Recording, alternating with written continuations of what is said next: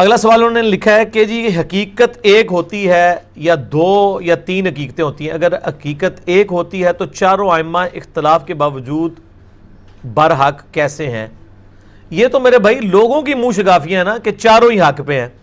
یہ تو بالکل اس طریقے سے ہے کہ یہ جناب گلاس ہے میرے ہاتھ میں، ایک بندہ کہتا ہے جی یہ گلاس ہے، دوسرا کہتا ہے نہیں جی یہ موٹر سائیکل ہے، تیسرا کہتا ہے جی یہ جہاز ہے، چوتھا کہتا ہے نہیں یہ کتاب ہے.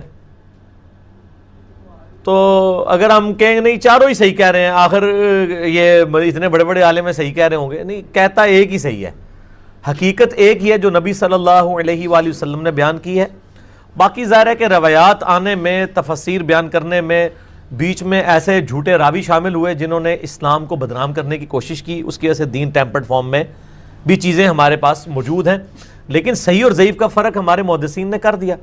اس حوالے سے صحیح مسلم کا مقدمہ اگر آپ پڑھ کے دیکھیں، جو امام مسلم نے صحیح مسلم کا مقدمہ صحیح مسلم کا حصہ ہے جو میں نے پڑھایا ہے مسند نمبر 36 کے اندر، ضعیف الاسناد اور من گھڑت احادیث کے فتنے کا تحقیقی جائزہ، امام مسلم نے صحیح مسلم کی پہلے 92 روایات اس دلیل پر لی ہیں کہ صحیح حدیث کیوں ضروری ہے اور جھوٹی حدیثیں کس طرح گھڑی گئی ہیں، اور تابعین میں کتنے بڑے بڑے کذاب ہیں جنہوں نے نبی علیہ السلام کے اوپر جھوٹ باندھے ہیں. تو تابعین میں سے یہ ابان بن ابی عیاش تابعی تھا، امام حنیفہ کا استاد تھا. تو اب آپ دیکھ لیں یہ کذاب راوی ہے، اسی نے وہ روایت گھڑی ہے کہ سیدنا عمر رضی اللہ تعالی عنہ نے سیدہ فاطمہ کو شہید کیا، ان پہ دروازہ پھینک دیا، نعوذ باللہ. یہ جھوٹا آدمی ہے. تو تابعین میں بھی بڑے بڑے کذاب لوگ پیدا ہوئے ہیں. تو یہ حقیقت ایک ہی ہے. اب وہ روایتیں اگر جعلی ہیں تو ان کو اصول محدثین پہ دیکھا جائے گا.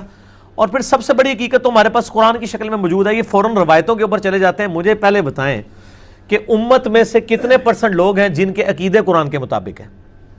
اور یار آپ پاکستان کی 22 کروڑ آبادی میں سے 15 کروڑ سے زیادہ آبادی تو قرآن پاک کا پہلا صفحہ سورہ فاتحہ کا ٹیسٹ نہیں پورا کر سکتی. ایاک نعبد و ایاک نستعین حدیثوں پہ تو بعد میں آئیں گے، پہلے یہ تو ٹیسٹ پورا کریں. یہ تو کبھی کسی بابے سے جا کے مانگتے ہیں، کبھی کسی قبر کے اوپر جا کے مانگتے ہیں، اور قرآن میں وہ نماز میں پڑھتے ہیں ایاک نعبد و ایاک نستعین، وہ نماز میں ہی رہ جاتا ہے. تو پہلے قرآن کے اوپر آئیں. قرآن ہماری ٹیکسٹ بک ہے. وَأُوحِيَ إِلَيَّ هَذَا الْقُرْآنُ لِأُنذِرَكُمْ بِهِ وَمَنْ بَلَغَ. اے محبوب صلی اللہ علیہ وآلہ وسلم فرما دیجئے قرآن میری طرف اس لیے وحی کیا گیا تاکہ اس کے ذریعے میں تمہیں ڈر سنا دوں، اور جس تک یہ کتاب پہنچ جائے وہ بھی اسی کتاب کے ذریعے ڈر سنائے، اسی کے ذریعے لوگوں کو تبلیغ کرے. قرآن کو لے کے چلیں نا، روایتوں کو بعد میں دیکھیں. اور روایتوں میں بھی یہ جو 2 مین کتابیں ہیں بخاری اور مسلم، اس پہ تو کم از کم اہل سنت کا اتفاق ہے. شاہ ولی اللہ دہلوی نے حجت اللہ البالغہ میں لکھا ہے کہ بخاری اور مسلم کی تمام متصل الاسناد مرفوع احادیث قطعی الصحت ہیں، ان کی صحت کے اوپر امت کا اتفاق ہے. تو پہلے یہ 7563 حدیثیں بخاری میں اور اتنی مسلم میں. یہ کو 15,000 روایتیں تو پہلے پڑھ لینا آپ، پھر اگلی پھر روایتیں دیکھیں گے. 80% دین تو اس میں کور ہو جاتا ہے، اور عقائد تو 100% قرآن میں ہے. قرآن بخاری مسلم پڑھتے نہیں ہیں اور روایتوں کے پیچھے پڑھتے ہیں. وہ جی حقیقت ایک ہے جی، وہ 4 ہیں. ایک ہی ہے میرے بھائی. جب آپ کو یہ سارے ٹیسٹ پڑھ لیں گے نا، آپ کو پتہ چل جائے گا کہ سارے فراڈ لے کے چل رہے ہیں. صرف صحیح بات جو ہے وہ بالکل واضح ہے، وہ کون لے کے چل رہا ہے وہ آپ کو خود بخود پتہ چل جائے گا انشاءاللہ تعالی. ہدایت اور صراط مستقیم کیا ہے؟ نبی علیہ السلام کا راستہ. اہدنا الصراط المستقیم، اے اللہ ہمیں سیدھے راستے پر چلا. شکر ہے سیدھے راستے پر، راستوں نہیں ہے. صراط الذین انعمت علیہم، راستہ ان لوگوں کا جن پر تیرا انعام ہوا. اور یہ کہتے ہیں جی جناب سارے ہی آگتے نے، تو پھر راستہ کیوں آیا ہے؟ آپ نے جو 4-5 راستے بنائے ہیں اس میں تو ایک راستے والا کہتا ہے کہ جو فاتحہ نہ پڑھے اس کی نماز نہیں ہے، دوسرا کہتا ہے جو فاتحہ پڑھے اس کے منہ میں جلتا ہوا آگ کا انگارہ رکھ دو، اور آپ کہتے ہیں دونوں ہی ٹھیک ہیں. تو یہ 2 راستے کس طرح بالکل 180 ڈگری ہو کے حق پہ کیسے ہو سکتے ہیں؟ ایک ہی بندہ بات صحیح کر رہا ہے نا. ایک بندہ کہتا ہے جی جناب یہ گلاس ہے، دوسرا کہتا ہے نہیں جی یہ گاڑی کھڑی ہے، تیسرا کہتا ہے جی موٹر سائیکل ہے. آپ کے جی سارے ٹھیک ہیں، اس طرح تو نہیں ہوگا. تو صراط مستقیم نبی علیہ السلام کا راستہ ہے. مسند امام احمد میں حدیث موجود ہے. میرا مسئلہ نمبر 78 کا نام یہی ہے، صراط مستقیم کی حقیقت اور قبر کے 4 سوال. اسی میں سے میرا کلپ ہے جو لاکھوں لوگوں نے دیکھا ہے. قبر کے 4 سوال، 3 نہیں 4. آپ یوٹیوب پہ جا کے لکھیں قبر کے 4 سوال. اس لیکچر کا نام مسئلہ 78 کا ہے صراط مستقیم اور قبر کے 4 سوال. وَأَنَّ هَذَا صِرَاطٌ وَأَنَّ هَذَا، یہ آیت ہے سورۃ الانعام کی، آیت نمبر ہے 59 یہ آپ صلی اللہ علیہ وآلہ وسلم نے تلاوت فرمائی، اور اس کانٹیکسٹ کے اندر بخاری اور مسلم دونوں کے جو جامع مسند امام احمد میں صحیح سند کے ساتھ حدیث موجود ہے اس آیت کے کانٹیکسٹ میں، کہ نبی صلی اللہ علیہ وآلہ وسلم نے اس آیت کو تلاوت فرمایا، اور پھر آپ صلی اللہ علیہ وآلہ وسلم نے فرمایا کہ یہ میرا سیدھا راستہ ہے، اور دائیں بائیں کے جو راستے ہیں وہ شیطان کے راستے ہیں۔ یہ آیات جب آئی تھی نا تو میں نے اس کے اوپر مسئلہ 78 ریکارڈ کرایا تھا، میں آپ کو بتا دیتا ہوں۔ ہاں یہ آ گئی، آیت نمبر ہے 153 سورۃ الانعام، وَأَنَّ هَذَا صِرَاطِي مُسْتَقِيمًا، اور بے شک یہ ہے میرا سیدھا راستہ، وہی صراط مستقیم، فَاتَّبِعُوهُ، اس کی پیروی کرو، وَلَا تَتَّبِعُوا السُّبُلَ، اور ارد گرد کے شیطانی راستوں کی پیروی مت کرو، فَتَفَرَّقَ بِكُمْ عَنْ سَبِيلِهِ، یہ تمہیں میرے راستے سے بہکا دیں گے، ذَلِكَ وَصَّاكُمْ بِهِ لَعَلَّكُمْ تَتَّقُونَ، یہ وہ چیز ہے جس کی اللہ تعالیٰ تمہیں وصیت کرتا ہے تاکہ تم اللہ کا تقوی اختیار کرو۔ یہ آیت آپ علیہ السلام نے تلاوت کی، مسند امام احمد میں صحیح سند کے ساتھ حدیث ہے، مشکات میں شروع کا چیپٹر جو ہے نا کتاب الاعتصام بالکتاب والسنہ، کتاب و سنت کو مضبوطی سے پکڑنا، اس میں یہ حدیث ہے نبی علیہ السلام نے زمین پہ ایک لکیر درمیان میں سیدھی کھینچی، ارد گرد ٹیڑھی لکیریں کھینچی، اور پھر آپ نے یوں اس لکیر پہ ہاتھ رکھ کے کہا وَأَنَّ هَذَا صِرَاطِي مُسْتَقِيمًا، یہ ہے میرا سیدھا راستہ، اس کی پیروی کرو، اور ارد گرد کے شیطان کے راستے، اور آپ نے فرمایا کہ یہ ہر راستے پہ ایک شیطان بیٹھا ہوا ہے جو اپنی طرف تمہیں بلا رہا ہے، اور یہ سیدھا راستہ بیچ میں میرا ہے، یعنی نبی علیہ السلام کا راستہ اور اللہ کا راستہ ایک ہے، مَن يُطِعِ اللَّهَ وَرَسُولَهُ مَن يُطِعِ الرَّسُولَ فَقَدْ أَطَاعَ اللَّهَ، تو نبی علیہ السلام کا راستہ صراط مستقیم ہے، اور ظاہر ہے وہ وہی ہے جو قرآن حکیم کے اندر ہے۔ غامدی صاحب کہتے ہیں کہ چاروں امام برحق ہے، وہ اس بنا پر کہتے ہیں کہ وہ کسی مسئلے کا بھی حل پیش کرتے ہیں اجتہاد کی بنا پر، آپ ان میں سے جس کے بھی مسئلے کو اختیار کر لیں وہ ٹھیک ہے۔ میں نے جواب دے دیا میرے بھائی کہ کسی کے مسئلے کو اختیار کر لیں وہ ٹھیک ہے، اس طرح نہیں ہے، دلیل کی بنیاد کے اوپر چیزوں کو لیا جائے گا نا۔ اگر ایک شخص بغیر دلیل کے یا کمزور دلیل کے اوپر بنیاد پہ وہ ایک دین میں مسئلہ کھڑا کرتا ہے، آپ دیکھیں نا امت میں نقصان پھر اس چیز کا کتنا زیادہ ہو رہا ہے۔ مثال کے طور پہ میں آپ کو بتاتا ہوں کہ بیوی کو ہاتھ لگانے سے وضو ٹوٹ جاتا ہے، یہ امام شافعی نے ایک مسئلہ بیان کیا ہے، اور اس مسئلے کی تکلیف آج تک امت کاٹ رہی ہے جو شافعی ہیں، ہم تو نہیں کاٹ رہے، ہم تو امام بخاری کے ساتھ ہیں کہ امام بخاری نے باب باندھا ہے صحیح بخاری میں، نبی علیہ السلام کی حدیث لے کے آئے کہ سیدہ عائشہ کہتی ہیں حجرہ تنگ تھا، میں سامنے لیٹی ہوتی تھی، نبی علیہ السلام نماز پڑھتے تھے، سجدے میں جاتے وقت میرے پاؤں کو ٹو دیتے تھے، میں پاؤں سمیٹ لیتی تھی، آپ سجدہ کرتے تھے، اس کے بعد جب دوبارہ قیام میں جاتے تھے میں پھر پاؤں سیدھے کر دیتی تھی۔ اس سے امام بخاری نے یہ باب اس پہ یعنی مسئلہ نکالا ہے کہ عورت کو ہاتھ لگانے سے وضو نہیں ٹوٹتا، ٹھیک ہے جی۔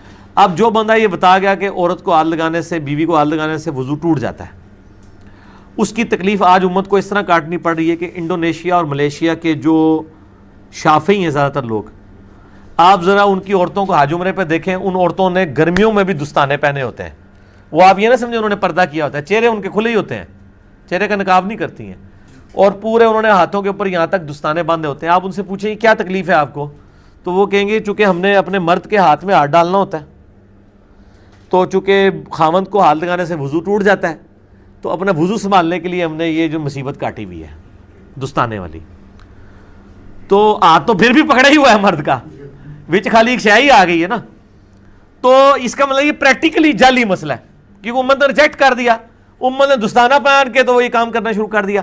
اب اس طرح کے جو جعلی مسئلے ہیں، اس طرح کے مسئلوں کا تو غامدی صاحب بھی بہت مذاق اڑاتے ہیں، جب وہ مذاق اڑا رہے ہوتے ہیں تو اس کا مطلب یہ ہے کہ امام حق پہ نہیں ہے وہ اس مسئلے میں، ورنہ تو خود عمل کر رہے ہو نا، وہ خالی نہ صرف ان چیزوں کو غلط کہتے ہیں بلکہ ان کا مذاق بھی اڑاتے ہیں کہ یار کتنی فضول سا مسئلہ ہے یہ، ٹھیک ہے نا جی۔ تو اس قسم کے یعنی مسائل جو بیان کرتے ہیں، اسی طریقے سے آپ دیکھیں کہ خون نکلے سے وضو والا مسئلہ ہے، ٹھیک ہے جی۔ 93 نمبر روایت ہے ابو داؤد کے اندر کہ ایک صحابی کو یعنی وضو کے دوران یعنی نماز پڑھنے کے دوران تیر لگ گیا، ان کا خون نکلتا رہا، اور اسی حالت میں انہوں نے نماز مکمل کی ہے، نماز نہیں توڑی ورنہ وضو ٹوٹ جائے۔ ایک بندے کا اگر نماز کے دوران پیشاب نکل جاتا ہے تو کیا نماز جاری رکھے گا؟ وہ نماز ٹوٹ گئی۔ ایک بندے کا خون نکل رہا ہے، نماز ٹوٹ گئی، اور دوسرے ساتھی اس کو کہتے ہیں تم نے مجھے جگایا کیوں نہیں؟ ان کا میں نے ایک صورت شروع کر لی تھی، میں نے کہا میں اس کو اب مکمل کر کے ہی نماز مکمل کروں، یعنی کوئی شرعی عذر بھی نہیں تھا اس کے اوپر، دوسرے بندے کو بلا سکتا تھا، اس نے نماز مکمل کی، آپ علیہ السلام نے نہیں فرمایا کہ تیرا وضو ٹوٹ گیا تھا، تو خون نکلنے سے وضو نہیں ٹوٹتا۔ اس مسئلے میں امام شافعی کا موقف ٹھیک ہے کہ وضو نہیں ٹوٹتا، امام حنیفہ کا غلط ہے، اور امام بخاری کا بھی یہی موقف ہے کہ خون نکلنے سے وضو نہیں ٹوٹتا، امام ابو داؤد نے بھی یہی موقف اڈاپٹ کیا ہے۔ اور یہاں پہ وہ مذاق اڑا رہے ہوتے ہیں جی کہ جی وہ لوگ جو ہیں اپنی مرضی کا دین لیں گے، جب ان کا بیوی کو ہاتھ لگانا ہوگا تو وہ حنفی بن جائیں گے، جب وضو توڑنا ہوگا تو شافعی بن جائیں گے۔ نہیں بھئی، ہم محمدی بنیں گے ہر مسئلے میں۔ نبی علیہ السلام نے ہر چیز کھول کے بیان کی ہے، مضبوط روایتیں لے کے پھر اگلی بات کریں گے۔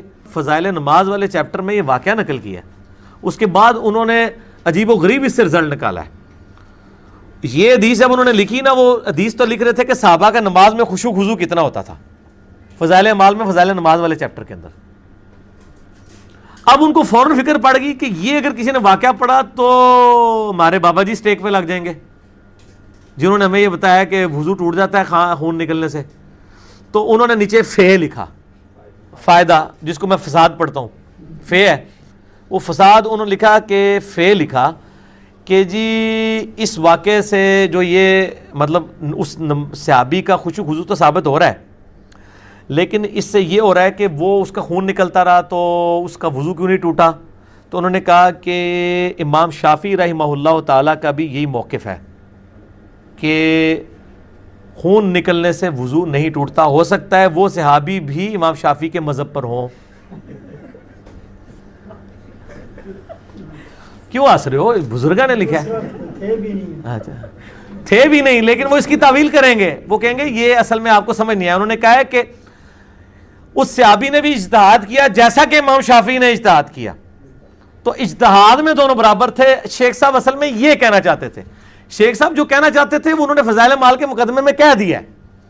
فضائل اعمال کے مقدمے میں شروع میں لکھا ہے کہ ڈاکٹروں نے مجھے چند دنوں کے لیے دماغی کام سے روک دیا کیونکہ مجھے ایسی دماغی بیماری لاحق ہو گئی تھی، تو میں نے یہ سمجھا کہ میں ان فراغت کے ایام کو اس بہترین مشغلے میں صرف کروں کہ میں یہ کتاب لکھ دوں جو میرے پیر صاحب نے کتنے عرصے سے مجھے ترغیب دلائی ہوئی تھی، تو میں یہ کتاب نہیں لکھ پا رہا تھا، تو مجھے ڈاکٹروں نے چونکہ دماغی کام سے روک دیا، اس لیے میں نے ضروری سمجھا کہ میں ان فارغ ایام کو اس کتاب لکھنے کے مشغلے میں صرف کروں۔ تو یہ کتاب انہوں نے اس وقت لکھی ہوئی ہے جب ڈاکٹروں نے ان کو دماغی کام سے روک دیا تھا، تو وہ اس لیے پھر اس قسم کے جملے نکلے ہیں۔ تو ظاہر ہے جب وہ شرعی معذور ہیں، ہم ان پہ فتویٰ نہیں لگاتے، کیونکہ صحیح بخاری مسلم میں حدیث ہے کہ جو شخص پاگل ہے یا بچہ ہے یا مجنون ہے، اگر وہ مطلب اس سے کوئی اس طرح کی حرکت ہو جاتی ہے تو اس کے اوپر کوئی شرعی گرفت نہیں ہے اس حوالے سے۔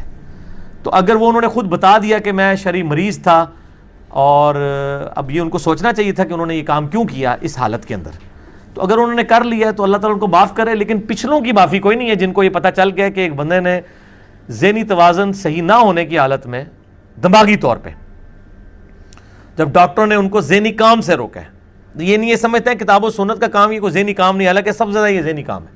اس وقت یہ انہوں نے لکھا ہے، ان کی تو شاید معافی ہو جائے، پچھلوں کو چاہیے کہ وہ کان چاٹ کے اس طرح کی چیزیں نکالیں۔ جناب فضائل اعمال میں ہی لکھا ہوا ہے کہ ایک بزرگ تھے، وہ 12 دن تک انہوں نے ایک ہی وضو سے ساری نمازیں پڑھی۔ 12 دن تک تو یہ نہیں کسی صحابی کے بارے میں بھی نہیں ملتا، کسی تابعی کے بارے میں بھی نہیں ملتا۔ یہ کون سا بندہ ہے جو 12 دن تک ایک وضو کے ساتھ ساری نمازیں پڑھتا رہے؟ تو بس اس طرح کے واقعات پھر اسی لیے آئے ہیں نا میرے بھائی۔ تو سنن ابی داؤد میں 93 نمبر ہے، شروع میں ہی آپ دیکھ لیں گے 93 نمبر، ٹھیک ہے جی، بس ٹھیک ہے، اس کو کنکلوڈ کریں، انشاءاللہ باقی سوالات اگلی دفعہ کریں گے۔ سبحانک اللہم و بحمدک، اشہد ان لا الہ الا انت، استغفرک و اتوب الیک، وما علینا الا البلاغ المبین۔ جزاکم اللہ خیر۔